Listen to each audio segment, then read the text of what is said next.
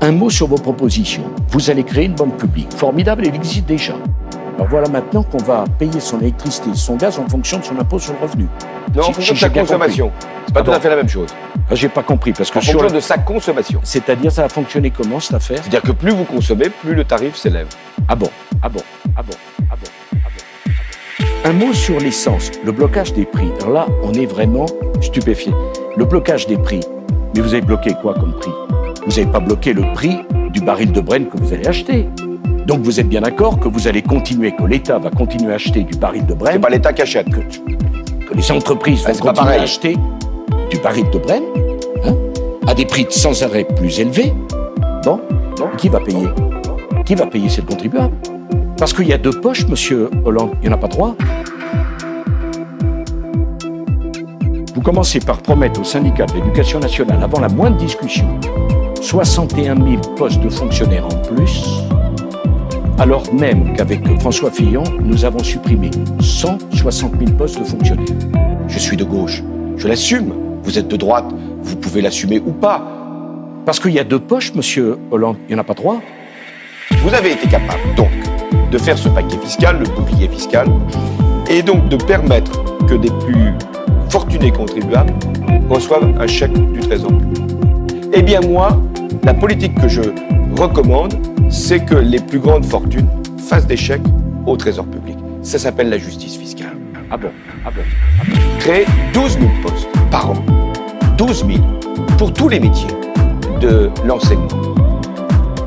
Eh bien voilà, une différence, Monsieur Sarkozy, entre vous et moi.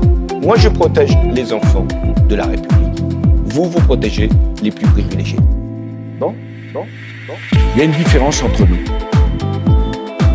Vous voulez moins de riches, moi je veux moins de pauvres. Il y a à la fois plus de pauvres et des riches plus riches. Ce n'est pas exact. Si, c'est vrai. Et c'est pas une plaisanterie. Et ce n'est pas une plaisanterie, c'est là une réalité. La France est en Europe et dans un monde ouvert. Qu'est-ce que vous voulez, monsieur Hollande? Que tout le monde s'en aille? Et si on veut augmenter la rémunération des enseignants, on doit diminuer leur nombre. Moins d'enseignants, mieux payés, mieux formés, ayant 26 heures d'obligation de service au lieu de 18 heures.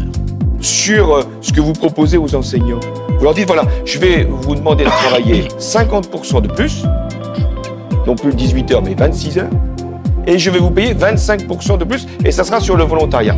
Est-ce que vous connaissez beaucoup de personnel qui accepterait de travailler 50% de plus en étant payé 25% de plus? Si vous en trouvez, vous me le signalerez.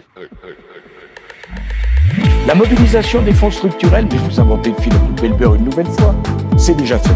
Il n'y a qu'un seul point de désaccord entre nous, c'est les eurobonds. Ça veut dire quoi? Vous trouvez qu'on n'a pas assez de dette en France? Qu'il faut faire monter la dette en Europe? Je suis de gauche, je l'assume. Vous êtes de droite, vous pouvez l'assumer ou pas. Parce qu'il y a deux poches, monsieur Hollande, il n'y en a pas trois. Moi, président de la République, je ne traiterai pas mon Premier ministre de collaborateur. Moi, président de la République, je ne participerai pas à des collectes de fonds pour mon propre parti, dans un hôtel parisien. Moi, président de la République, il y aura un code de déontologie pour les ministres.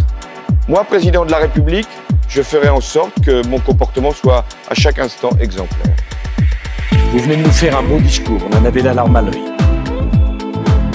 Mais il y a quelque chose que les Français doivent savoir. C'est quand un président de la République est président de la République, toutes les procédures, le délai de prescription est interrompu. Chacun rend des comptes. On l'a bien vu avec Jacques Chirac. Il est vrai qu'on ne l'a pas vu avec François Mitterrand. Ce débat a été utile. Il a montré des différences.